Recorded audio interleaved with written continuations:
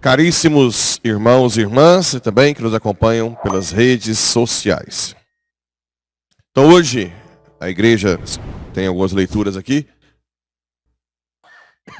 em relação aos idosos, avós, né? São Joaquim. A primeira delas é a leitura de Eclesiástico, que nos mostra que Deus tem um certo cuidado também às gerações, né? Ou seja, pais que rezam, que consagram os filhos, serão honrados em todas as gerações. Aqui entra uma discussão, existe um costume muito grande na renovação carismática, fazer a oração de cura entre gerações. E eu já ouvi muitas críticas de muitos padres dizendo, não, porque nada passa na genética. Isso é verdade. Não existe nada que vai passar nos gametas. Inclusive tem um tipo de terapia aí chamada DI, que se fala que se descobre coisas do antepassado, porque fica lá nos neurônios, que passa na genética. Isso não existe. Absurdo. Agora, quando se reza pela cura de gerações na renovação, não é isso que está querendo dizer. Está querendo dizer que, por exemplo, uma família que nunca rezou, que foi atacada o tempo inteiro, às vezes tem gente que suicida, ou que assassina, existem demônios que, é claro, coparticiparam disso. E esses demônios acabam atormentando as gerações. Ou os pais fazem pacto com os filhos. Tem um caso de exorcismo que eu acompanhava, agora eu só faço a oração de cura e libertação, que o demônio diz, várias vezes, eu não sei, o Vilado já participou de um exorcismo desse. O demônio dizia, não adianta, a mãe dela me deu ela, com pacto de sangue. A mãe dela, ele nem falou mãe, diz, a genitora dela me entregou, você não tem poder para tirar. Né? Nos deixe em paz. Então existe um pacto também que pode ser feito entre os pais de possessão. Esse é o mais grave. Mas mesmo que não exista, uma família que só fala coisa ruim, invejosa, mágoa, assassina, ou que tem muito suicídio, claro que é mais atormentada pelos demônios do que uma família que reza, que procura os sacramentos, que faz jejum, que ensina a doutrina. Isso é óbvio ou não? Né? Então, quando faz cura entre gerações, é para justamente expulsar essas ações satânicas ao longo das gerações. É claro que tem mais. É claro, é uma coisa óbvia, que tem mais ação satânica em uma família que não reza, uma família que não tem proteção, que não tem os sacramentos. Porque se o demônio é um leão que está a rugir o tempo inteiro, é claro que nas famílias que têm menos proteção vai ter mais ação. Concordam? Não é essa a função da cura entre gerações na renovação. Não é dizer que está passando na genética, que foi contaminado na hora da concepção. Tem nada a ver com isso. Nada a ver. Mas é uma questão de você pensar que realmente existem famílias, né? Claro que o suicídio também está ligado a problemas genéticos de depressão. Mas uma coisa não impede a outra, né? Uma coisa não impede a outra. Se você tem um estudo científico médico que aponta uma coisa, isso não vai também contradizer que os demônios agem mais onde se reza menos. Ok? Então é importante sim rezar, curar entre gerações. E também a cura são de feridas que geralmente famílias que não rezam fazem com os filhos. Porque geralmente famílias que não rezam humilham os filhos, falam dos defeitos dos filhos, falam que eles não prestam. Isso tem poder, ou não. Então também a cura entre gerações é para curar as feridas das gerações de famílias que não rezam, não têm sabedoria nenhuma. Como eu já disse várias vezes, e aqui serve muito para os avós, que é o dia dos avós. Se você cria seu neto, você não pode ficar falando, seu pai não presta, sua mãe não está nem aí para você, quem cuida de você sou eu. Isso acontece muito? Muito! Eu já ouvi centenas de vezes. Isso é grave. Isso é por falta de sabedoria. Falta de oração. Porque se você reza, sabe que essas palavras machucam e geram feridas. E lá na frente, pode ser que tenha que fazer uma oração para cura entre gerações. Né? E hoje eu só vejo que você faz na renovação. Deveria fazer em todo lugar. Né? Mas ao invés de fazer, ainda critica, sem nem saber o que está falando. Começa a falar um monte de asneira, criticando a renovação. Na verdade, às vezes quem critica está mais ferido do que tudo também, né? Muito bem. Então nós temos aqui essas promessas de Deus a uma família que decide ser de Deus. Nas gerações. Assim como eu falei, uma família que não reza tem, sim, feridas internas e ações satânicas maiores. Vamos fazer elogios famosos, nossos antepassados, né? Estes são homens de misericórdia, seus gestos de bondade não serão esquecidos. Seus gestos de bondade, eles permanecem com seus descendentes. Está escrito aqui. Eles permanecem, aquele gesto, aquele casal santo, né? Permanece nas suas descendências. Seus próprios netos serão a sua herança. Claro, se você rezou para proteger suas gerações, se você educou na fé, é claro que vão ter consequências positivas, uai.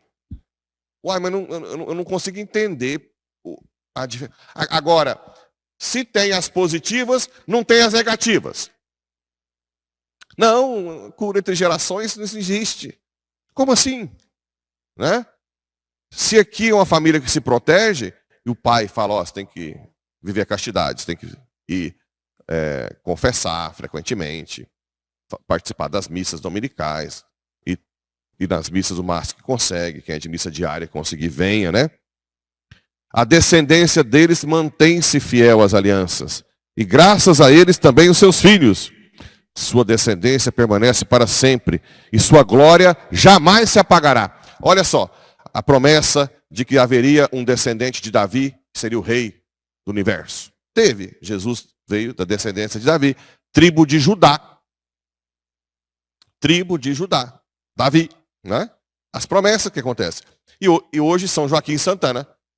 E como é que a gente descobriu que tem São Joaquim Santana? Está na Bíblia? Tem esses nomes na Bíblia?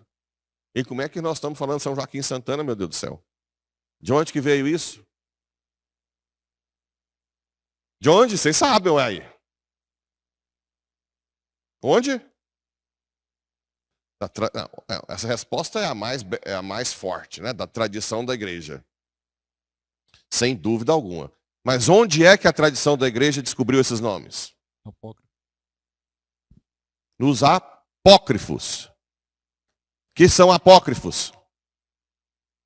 Livros escritos na época sobre a vida de Jesus, os apóstolos, que não foram reconhecidos como canônicos, não foram reconhecidos como inspirados. No caso de São Joaquim Santana, é o proto-evangelho de São Tiago. É um dos apócrifos, que está o nome dos pais de Nossa Senhora. Ah, mas se não são inspirados, então não deveria existir. Aí é que está, gente. Por isso que a resposta foi muito boa, tradição. A Bíblia só é Bíblia para nós, porque a igreja diz, confie. Santo Agostinho dizia, eu só acredito na Bíblia, porque a igreja diz que eu devo acreditar. Forte, né? A primeira autoridade foi dada aos apóstolos. Ide, né? O que ligares na terra, ligarei. Vá, prega o evangelho. Então eles receberam oralmente a autoridade. Tanto é que existem vários evangelhos. Evangelho de São Pedro, Evangelho de São Judas. Imagina o Evangelho de São Pedro, o príncipe dos apóstolos, não foi reconhecido como inspirado. Quem é que decidiu quais são os livros inspirados? A igreja. Então, a igreja está antes da Bíblia. A igreja, a Bíblia nasce dentro da tradição. São vários evangelhos, são várias cartas de São Paulo que não são inspiradas, que existem. Quem escolheu as cartas de São Paulo? A igreja. Então vocês veem que a autoridade... Então o que a igreja faz? Ela pegou que São Joaquim Santana, num apócrifo, pela sua autoridade dada por Cristo, ela diz, sim, os pais de Maria se chamam São Joaquim Santana, pela autoridade do Espírito Santo. Entenderam ou não? Assim como acontece no livro de Eclesiástico. O livro de Eclesiástico começa citando um trecho do apócrifo de Enoque. Ora, Enoque é um apócrifo, mas quando o autor cita aquele trecho, é inspirado. Está dando nó na cabeça ou não? Eu quero que vocês entendam que a autoridade está na igreja. É a igreja que decide. Tanto é que antes nem se carregava a Bíblia, né? Até o século XV, quando inventou a imprensa. Eram rótulos ou códex que não tinha como carregar debaixo do braço. Tem gente por aí que acha que caiu do céu de zíper. Né? Não está escrito na Bíblia. Não existia. Aliás, quando São Paulo e São Pedro morreram, nenhum evangelho foi escrito. Sabiam disso? Ou não? Primeiro evangelho de São Marcos, que você pensa é o ano 70, 75. São Paulo e São Pedro morreu em 64. Ok? Então vamos entender um pouco a tradição. Por isso que eu gostei da resposta tradição. Acreditem na igreja. Amem a igreja. Mesmo com as tranqueirinhas que está dentro dela. Né? Mesmo que Deus escolhe os miserávelzinhos para conduzir. Né? Mas existe algo acima de mim. Que tem 2000 anos. E que tem autoridade para dizer se isso é de Deus ou não é. Tem autoridade. E no Evangelho, e assim outras coisas também, gente. Hoje nós estamos vivendo uma crise de desconfiança da igreja total. Total. Isso é muito grave. Até de concílio. Meu filho, se você duvida de concílio, é porque você não entendeu nada de magistério. Nada. Nada vezes nada. Porque o concílio é a maior autoridade, quase, praticamente. É o momento mais supremo. E o concílio que mais criticam, que é o Concílio Vaticano II, peguem todos os documentos e leia primeiro, meu filho. Você que está falando, eu nunca nem leu. São os documentos mais ricos que existe. E sem contar que é tão ignorante que o Concílio Vaticano I de Trento está todo no Concílio Vaticano II. E no Catecismo também. Um catecismo que até queimaram aí esses dias. É uma ignorância fora do normal na igreja. Pela soberba. É um monte de gente soberba. Que lê um trenzinho, absolutiza, ataca os outros, né? Uma soberba fora do normal. Uma tapadice que eu vou te contar, né? Então, creiam, eu quero que vocês creiam nessa igreja apostólica que tem o Espírito Santo, sim. Mesmo que nós sejamos terríveis. Tem muita tranqueira dentro. Não é pouca, não. E já teve muito mais no passado. Quando alguém me conta assim, você não sabe o que a igreja fez? O que fez? Vai contando, conta. Então essa igreja é de Deus, porque tem 2000 anos, né? Com todo mundo que teve dentro, nós não damos conta de destruir. Então é de Deus. Só pode ser. Não é verdade? Põe nós padres e bispos, para tomar conta da Coca-Cola, senão não acaba com ela em 3 meses. Põe, né? E nós não dá conta de destruir a igreja? Então é de Deus. É de Deus. Olha o Evangelho.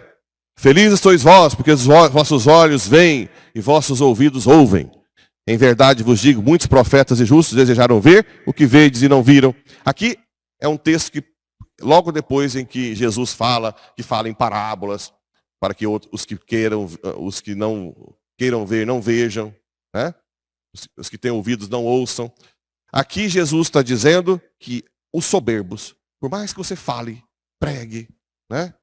Igual tem gente que fala, padre, tem um povo com adultério nas suas missas, o senhor não vai falar nada. Eu falo, gente, mas mais que eu falo de adultério, Ah, mas fala com a pessoa. Não posso falar com a pessoa. Agora, é vantagem que ela continue aqui para que um dia, com as nossas orações, ela caia a ficha, né? Mas tem muita gente que vem aqui na igreja, nem entra o que eu falo. Talvez a porcentagem seja muito maior que eu imagino. Quando eu trabalhava num postinho como médico, quando eu voltei, eu fiquei no consultório de otorrino e também trabalhava como postinho. Aí as agentes de saúde falavam, vamos visitar, doutor. Quando eu visitava os pacientes que eu tinha prescrito, eu acho que 80% não tomavam os remédios que eu passei. É uma coisa assim, assustadora. Eu lembro que eu fiquei numa crise de pensar assim, meu Deus do céu. Não é? Agora imagina o que eu falo aqui, se eu fosse visitar as casas para ver se está colocando em prática. Acho que seria os 95% não põem em prática. Não é assim? Agora, o que nós temos que fazer? Rezar para que os ouvidos ouçam, os olhos vejam.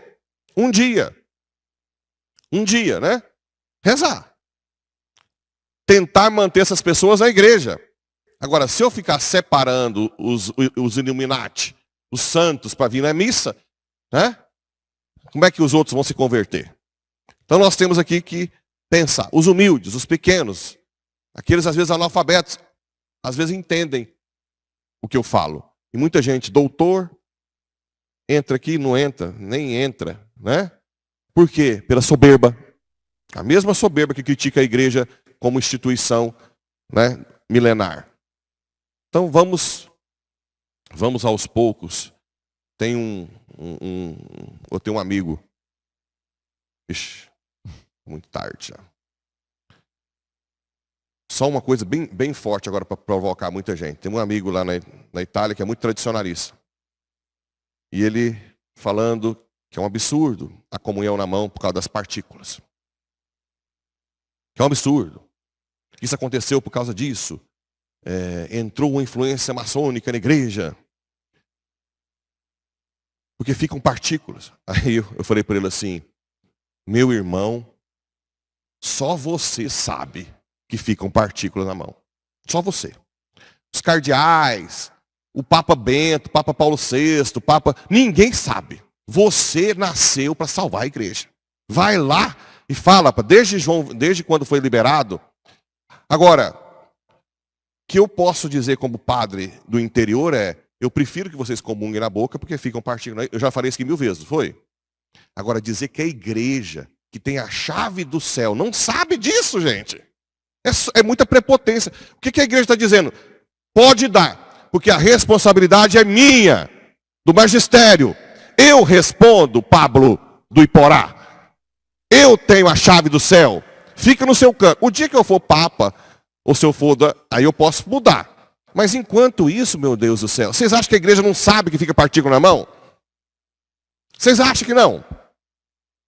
A igreja tem a chave do céu, ela liga e desliga. Ora, se ela tem a chave, ela diz, pode dar, o Papa Bento, o Papa Paulo VI, o Papa João Paulo II, lá no Vaticano cansou de dar comunhão na mão. Eu prefiro que seja na boca. Mas dizer que a igreja é sacrilégio, que a igreja está perdida, como se não existisse ninguém, como se todo mundo do Vaticano, todos os papas santíssimos, como João Paulo II, fosse tapado. Só você é o iluminado.